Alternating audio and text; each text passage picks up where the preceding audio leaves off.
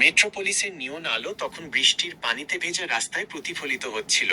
International football মিউজিয়ামের high security ভল্টের ভেতরে তখন সব অন্ধকার, শুধু 2026 ফিফা বিশ্বকাপ ট্রফিটার গা থেকে একটা সোনালি আভা বের হচ্ছিল। ঠিক তখনই মিউজিয়ামের লেজার সিকিউরিটি সিস্টেম হুট করে বন্ধ হয়ে গেল। শতাব্দীর সেরা চুরি। চোর কোনো ডিনামাইট বা বিশাল দল নিয়ে আসেনি। তার ছদ্মনাম ছিল দ্য ফ্যান্টম ফিঞ্চ। সে এমন এক অভিনব স্যুট পরেছিল যা আলোকে বাঁকিয়ে তাকে অদৃশ্য করে দিতে পারত। ইন্টারপোলের পুলিশরা গত এক দশক ধরে তার পেছনে ছুটেও তাকে ধরতে পারেনি। একদম আলতো হাতে সে বায়োমেট্রিক কাজটা গলিয়ে ফেলল। এরপর সেই ঐতিহাসিক নিরেট সোনার ট্রফিটা তুলে নিয়ে তার সাব অ্যাটমিক কম্প্রেশন পাউচে ভরে রাতের অন্ধকারে মিলিয়ে গেল। ঠিক তখনই মিউজিয়ামের অ্যালার্মগুলো বিকট শব্দে বেজে উঠল। পরদিন সকালে পুরো বিশ্ব এক মহা আতঙ্কের মধ্যে জেগে উঠল। 2026 সালের বিশ্বকাপ শুরু হতে আর মাত্র কয়েক সপ্তাহ বাকি, আর এরই মধ্যে ট্রফি গায়েব। একটি দীর্ঘ সিনেমাটিক যাত্রা। এটা যদি কোনো সাধারণ গল্প হতো তবে চোর 20 মিনিটের মধ্যেই ধরা পড়ে যেত। কিন্তু এটা ছিল প্রায় পৌনে 4 ঘন্টার এক বিশাল ব্লকবাস্টার সিনেমা। প্রথম অঙ্ক, কোনো ক্লু নেই। 45 মিনিট, গোয়েন্দারা পুরো হতভম্ব। আমরা পর্দার সামনে বসে প্রায় আধা ঘন্টা ধরে কেবল তাদের গম্ভীর মুখ আর কম্পিউটার স্ক্রিনে সিগন্যাল লস্ট লেখা ভেসে উঠতে দেখলাম। প্রধান গোয়েন্দা জানালার বাইরে বৃষ্টির দিকে তাকিয়ে জীবনের গভীর অর্থ খুঁজছেন, এমন এক আবেগঘন দৃশ্যেই কেটে গেল অনেকক্ষণ। দ্বিতীয় অঙ্ক, বিশ্বজুড়ে ইঁদুর বিড়াল দৌড়। 1 ঘন্টা 15 মিনিট। ফিঞ্চ ছিল চরম চালাক। সে কোনো বেসমেন্টে লুকিয়ে না থেকে এক মহাদেশ থেকে অন্য মহাদেশে ঘুরে বেড়াতে লাগলো। দর্শকরা ক্লান্তিকর সব ভ্রমণের দৃশ্য দেখতে বাধ্য হলো।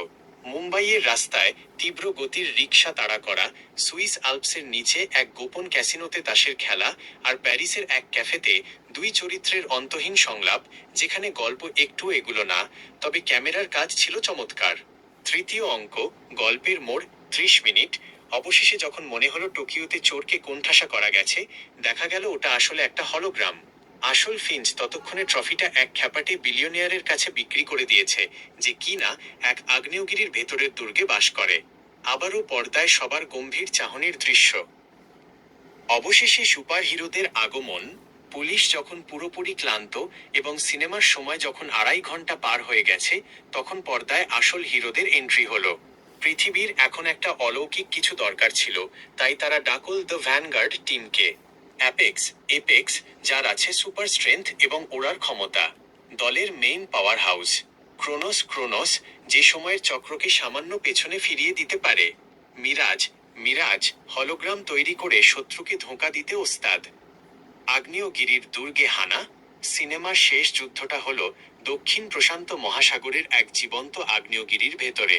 মিরাজ প্রথমে ভেতরে ঢুকে পুরো দলকে অদৃশ্য করে দিল এবং একটা বিশাল হলোগ্রাম তৈরি করলো। এক ঝাঁক রোবট রেফারি এসে বিলিয়নিয়ারের ভাড়াটে গুন্ডাদের লাল কার্ড দেখাচ্ছে। গুন্ডারা এই আজব কাণ্ড দেখে পুরোপুরি ভ্যাবাচ্চাকা খেয়ে গেল। এই সুযোগে অ্যাপেক্স দেয়াল ভেঙে ভেতরে ঢুকে পড়ল। কিন্তু বিলিয়নিয়ারও কম যান না। সে ফুটন্ত লাভা স্রোতের ওপর ঝুলন্ত এক কাচের প্ল্যাটফর্মে দাঁড়িয়েছিল, আর তার হাতে ছিল 2026 বিশ্বকাপের ট্রফিটা। সে সেটা লাভার ওপর ধরে রাখল। আর এক পা এগোলেই ফুটবলের ইতিহাস লাভার গরমে গলে শেষ হয়ে যাবে। খলনায়কটি অট্টহাসি দিয়ে বলল। এদিকে ফিঞ্চকে সেই বিলিয়নিয়ার ধোঁকা দিয়ে একটা চেয়ারে বেঁধে রেখেছিল। সে পাশ থেকে চিৎকার করে বলল, আমি তো শুধু চুরি করতে চেয়েছিলাম ভাই, এই লোক তো আস্ত পাগল। ট্রফি উদ্ধার। বিলিয়নিয়ার সুইচ টিপে দিল, আর ট্রফিটা সরাসরি নিচের ফুটন্ত লাভার দিকে পড়তে লাগলো। ঠিক তখনই সময় যেন থমকে গেল, কারণ ক্রোনোস তার শক্তি দিয়ে সময়কে ঠিক 3 সেকেন্ড পেছনে ফিরিয়ে দিল। আর সেই সুযোগে অ্যাপেক্স একটা মিসাইলের গতিতে ঝাঁপিয়ে পড়ল। আগ্নেয়গিরির গুহা কাঁপিয়ে অ্যাপেক্স এক হাতে ট্রফিটা লুফে নিল, ঠিক যেমন করে কেউ একটা সদ্যজাত শিশুকে কোলে নেয়। অন্য হাত দিয়ে সে আগ্নেয়গিরির পাথুরে দেয়ালটা খামচে ধরল। এরপর এক ঝটকায় সে ট্রফিটা পেছনের দিকে ছুঁড়ে দিল, আর মিরাজ নিখুঁতভাবে সেটা লুফে নিল। সমাপ্তি।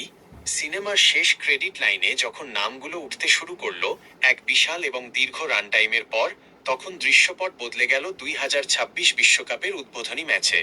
স্টেডিয়াম ভর্তি লাখো দর্শক তখন উল্লাসে ফেটে পড়ছে। মাঠের ঠিক মাঝখানে ফ্লাডলাইটের আলোয় ঝলমল করছে উদ্ধার হওয়া আসল ফিঞ্চ মুক্ত বিশ্বকাপ ট্রফি। আর গ্যালারির প্রথম সারিতে বসে আমাদের তিন সুপারহিরো মনের সুখে পপকর্ন খাচ্ছেন আর খেলা দেখছেন।